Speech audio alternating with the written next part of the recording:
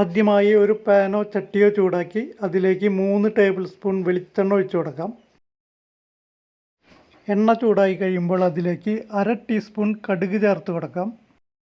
കടുകെല്ലാം പൊട്ടിക്കഴിയുമ്പോൾ 3 ഉണക്കമുളക് നടുവേ മുറിച്ചത്, വെളുത്തുള്ളി 5 എണ്ണം ചതച്ചെടുത്തത് എന്നിവ ചേർത്ത് 4-5 സെക്കൻഡ് മാത്രം ഇളക്കി കൊടുക്കുക. ഇനി ഇതിലേക്ക് 15 ചെറിയ ഉള്ളി ചതച്ചത് ചേർത്ത് കൊടുക്കാം. അതോടൊപ്പം അല്പം കറിവേപ്പില കൂടി ചേർത്ത് തുടർച്ചയായി ഇളക്കി ഒന്ന് വഴറ്റിയെടുക്കാം. ചെറിയുള്ളി ഒന്ന് വാടി വേവുന്നത് വരെ 2-3 മിനിറ്റ് മാത്രം ഇളക്കിയാൽ മതിയാകും. മൺചട്ടി ആയതുകൊണ്ട് ഞാൻ ലോ ഫ്ലെയിമിലാണ് കുക്ക് ചെയ്യുന്നത്. പാനോ കടായിയോ ആണെങ്കിൽ മീഡിയം ഫ്ലെയിമിൽ സെറ്റ് ചെയ്യുക.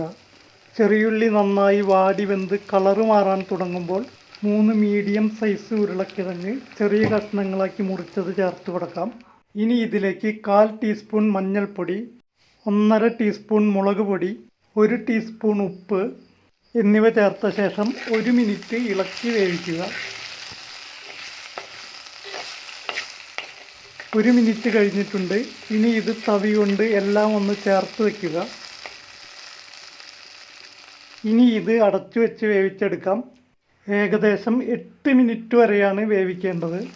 അടിയിൽ പിടിക്കാതിരിക്കാൻ ഓരോ 2 മിനിറ്റ് കഴിയുമ്പോഴും തുറന്ന് ഇളക്കിയിടുക. ഏകദേശം 8 മിനിറ്റ് ആയിട്ടുണ്ട്. ഉരുളക്കിഴങ്ങ് നന്നായി വെന്തിട്ടുണ്ട്. ഇനി നമുക്കിതൊരു പാത്രത്തിലേക്ക് മാറ്റാം.